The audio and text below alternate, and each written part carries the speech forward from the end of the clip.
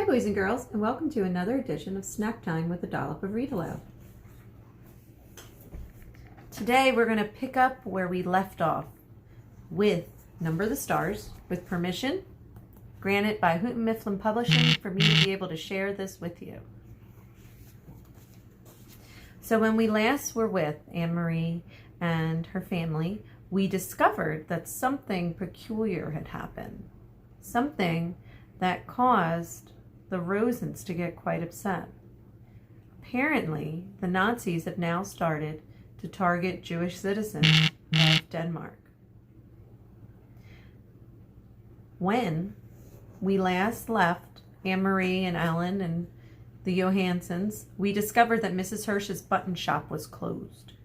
And yes, some of you were right. It is a scary situation. Yes, you are right that it is unfair, but it is definitely something that actually happened. So now, keeping that in mind, you can start to continue to feel that mood. Focus on the way you are feeling while you're reading this. I don't know about you, but I'm starting to feel a little bit of worry, a little bit of tension, and definitely a lot about being afraid. So let's continue reading and see what happens in Chapter 5 of Number the Stars. Who is the dark-haired one? Now, knowing what I know about the Johanssons, I have to think, who is the dark-haired one? Do you really think anyone will come? Ellen asked, nervously, turning to Annemarie in the bedroom. Your father doesn't think so. Of course not. They're always threatening stuff. They just like to scare people. Annemarie took her nightgown from the hook in the closet. Anyway, if they did that, it would give me a chance to practice acting. I just pretend to be Liesel. I wish I were taller, though. Ellen stood on tiptoes, trying to make herself taller. She laughed at herself, and her voice, for once, was a little relaxed. You were great as the Dark Queen in the school play last year, Annemarie told her. You should be an actress when you grow up. My father wants me to be a teacher.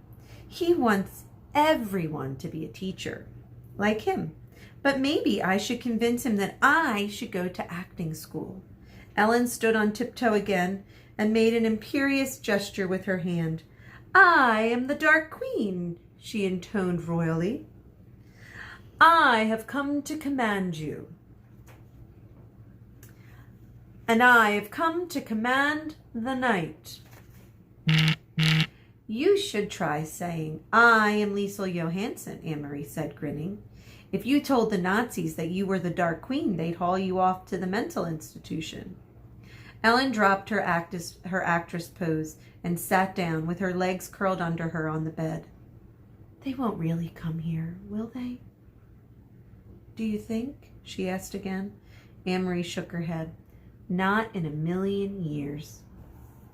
And then she picked up her hairbrush. The girls found themselves whispering as they got ready for bed. There was no need, really, to whisper. They were, after all, supposed to be normal sisters, and Papa had said they could giggle and they could talk. The bedroom door was closed.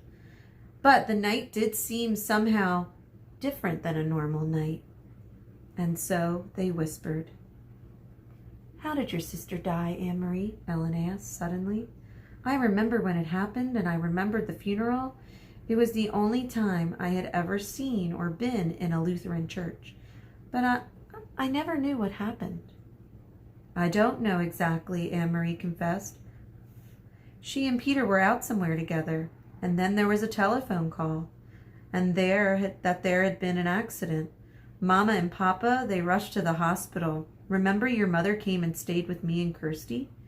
Kirsty was already asleep, and she slept right through everything. She was so little then. I stayed up, and I was with your mother in the living room when my parents came home in the middle of the night, and they told me that Liesel had died. I remember it was raining, Ellen said softly. It was still raining the next morning when Mama told me. Mama was crying. The rain made it seem like the whole world was crying. Right there, guys, that tone that the author's using, that mood, think, what are you feeling? Think about it.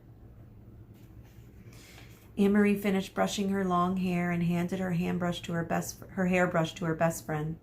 Ellen undid her braids, lifted her dark hair away from the thin golden chain that she wore around her neck, the chain that held the Star of David, and began to brush her thick curls. I think it was partly because of the rain. They said she was hit by a car. I suppose the streets were slippery, and it was getting dark, and maybe the driver just couldn't see them. Annemarie went on, remembering. Papa looked so angry. He made one hand into a fist and kept pounding it into the other. I remember the noise. Slam, slam, slam. Together they got into the wide bed and pulled up the covers. Annemarie blew out the candle and drew the dark curtains aside so that the open window near the bed let in some light. See that blue trunk in the corner, she said, pointing out through the darkness. Lots of Liesel's things are in there. Even her wedding dress. Mama and Papa never look at those things. They haven't looked once since the day they packed them away. Ellen sighed. She would have looked so beautiful in her wedding dress. She had such a pretty smile. I used to pretend she was my sister too. She would have liked that, Annemarie told her. She loved you. That's the worst thing in the world, Ellen whispered, to be dead so young. I wouldn't want the Germans to take my family away, to make us live somewhere else. But still, it wouldn't be as bad as being dead. Annemarie leaned over and hugged her. They won't take you away, she said. Not your parents either. Papa promised that they were safe, and he always keeps his promises. And you are quite safe here with us. For a while they continued to murmur in the dark, but the murmurs were interrupted by yawns. Then Ellen's voice stopped. She turned over, and in a minute her breathing was quiet and slow. Annemarie stared at the window where the sky was outlined, and a tree branch moved slightly in the breeze. Everything seemed very familiar, very comforting. Dangers were no more than odd imaginings, like ghost stories that children made up to frighten one another, things that could possibly happen. Annemarie felt completely safe in her home. With her parents in the next room and her best friend asleep beside her, she yawned contentedly and closed her eyes. It was hours later, but still dark, when she was awoken abruptly by a pounding on the apartment door. Annemarie eased the bedroom door open quietly, only a crack, and peeked out. Behind her, Ellen was sitting up, her eyes wide. She could see Mama and Papa in their night clothes, moving about. Mama held a lighted candle, but Annemarie watched. She went to a lamp and switched it on. It was so long since they had dared to use the strictly rationed electricity after dark that the light in the room seemed startling to Annemarie. Watching through the slightly open bedroom door, she saw her mother looking automatically to the blackout curtains, making certain that they were tightly drawn. Papa opened the front door. "Is this the Johansen apartment?" A deep voice asked the question loudly in a terribly accented Danish. Danish is the language spoken in Denmark, just so you know. "Our name is on the door. I see you have a flashlight," Papa answered. "What do you want? Is something wrong?" "I understand you are a friend of your neighbors, the Rosens, Mrs. Johansen," the soldier said angrily. "Sophie Rosen is my friend." "That is true," Mama said quietly. "Please, could you speak more softly? My children are sleeping." "Then you will be so kind to tell me where the Rosens are." He made no effort to lower his voice. "I assume they are at home, sleeping. It's 4 a.m. after all," Mama said. Annemarie heard the soldier stalk across the living room towards the kitchen. From her hiding place in the narrow sliver of an open doorway, she could see the heavily uniformed man, a holstered pistol at his waist, in the entrance to the kitchen, peering in towards the sink. Another German voice said, "The Rosens' apartment is empty. We are wondering if they might be visiting their good friends, the Johansens, tonight." "Well," said Papa, moving slightly so that he was standing in front of Annemarie's bedroom door, and she could see nothing except the dark blur of his back. "As you can see, you are mistaken. There is no one here but my family. You will not object if we look around. The voice was harsh, and it was not asking a question. It seems we have no choice, Papa replied. Please don't wake my children, Mama requested. There is no need to frighten the little ones. The heavy-booted feet moved across the floor again and into the other bedroom. A closet door opened and closed with a bang. Annemarie eased her bedroom door closed silently. She stumbled through the darkness to the bed. Ellen, she whispered urgently. Take off your necklace. I can't. It won't open. Or I can't get it open, Ellen said frantically. I never take it off. I can't even remember how to open it. Annemarie heard a voice just outside the door. What is here? Shh, my mother replied. My daughter's bedroom. They're sound asleep. Hold still, Annemarie commanded. This will hurt. She grabbed the little gold chain and yanked it with all of her strength and broke it. As the door opened and light flooded into the bedroom, she crumpled it into her hand and closed her fingers around it tightly. Terrified, both girls looked up at the 3 Nazi officers who entered the room. One of the men aimed the flashlight around the bedroom. He went to the closet and looked inside. Then, with a sweep of his gloved hands, he pushed to the floor several coats and a bathrobe that hung on pegs on the wall. There was nothing else in the room except a chest of drawers, the blue decorated trunk in the corner, and a heap of Kirsty's dolls piled in a small rocking chair. The flashlight beam touched each thing in the room, or each thing in turn. Angrily, the officers turned towards the bed. Get up, he ordered. Come out here.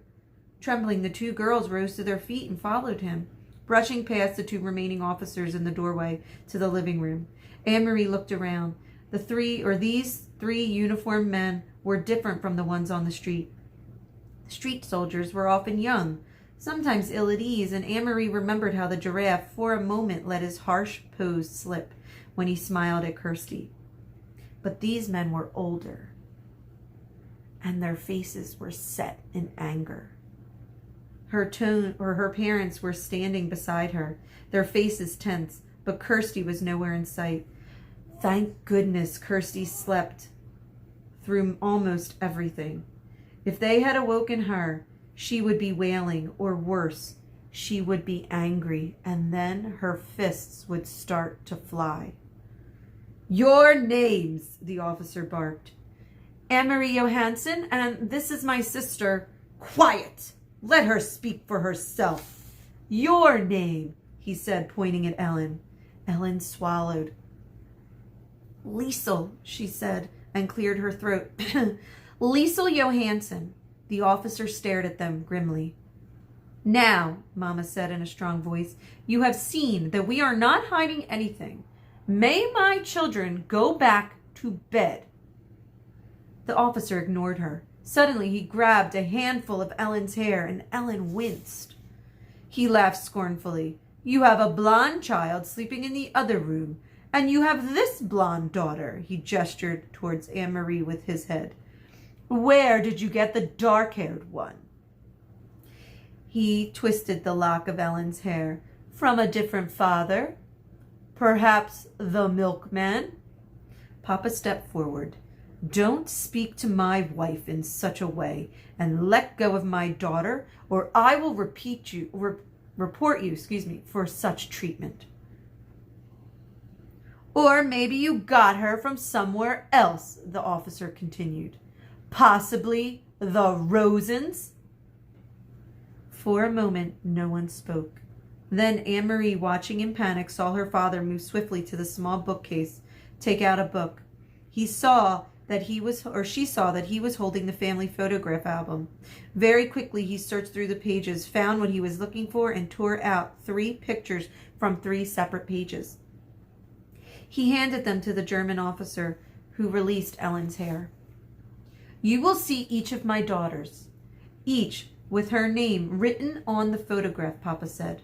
Annemarie knew instantly which photographs he had chosen.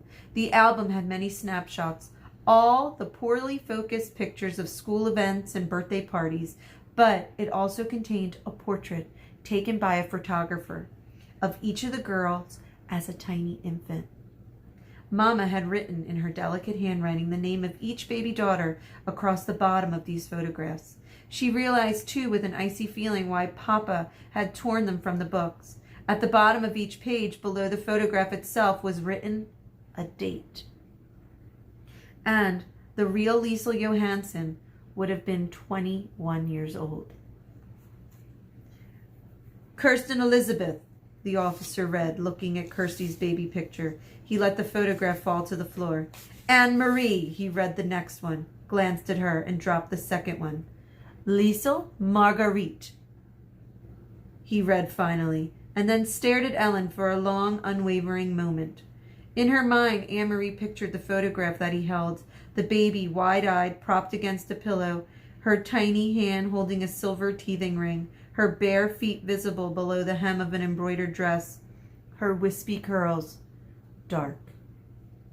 The officer tore the photograph in half and dropped the pieces to the floor. Then he turned the heels of his shiny boots grinding into the pictures, and left the apartment. Without a word, the other two officers followed. Papa stepped forward and closed the door quickly behind them. Anne-Marie relaxed and clenched her fingers of her right hand, which still clutched Ellen's necklace.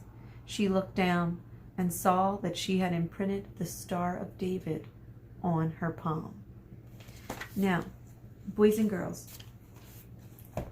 that chapter was so intense. And I have to say, it made me nervous thinking about that. How scary that must have been for those soldiers in their house, for those little girls and her parents, having to deal with those nasty soldiers as they were yelling at them and waking them up. But think about what Anne-Marie did. Remember, a couple of days earlier, I asked you, do you think Anne-Marie would be asked to do something brave? What did Anne-Marie do? What did she do in this chapter? And do you think what she did was brave? And think about what she was holding in her hand, what that meant. I want you to think about those questions, and I want you to write them in the comment section below. Jot your thoughts down. How were you feeling? So what was the mood of that chapter, right? What did Anne-Marie do? Was her actions brave actions? And why was it important to remove that necklace? Think about those questions. Jot any of the answers that pop into your head in the comment section below. I'll see you tomorrow. And don't forget, guys, today we have our class share at 11, and I can't wait to see you. I miss you. I love you. Stay safe. And think about this chapter. It was a really powerful one. Bye, guys.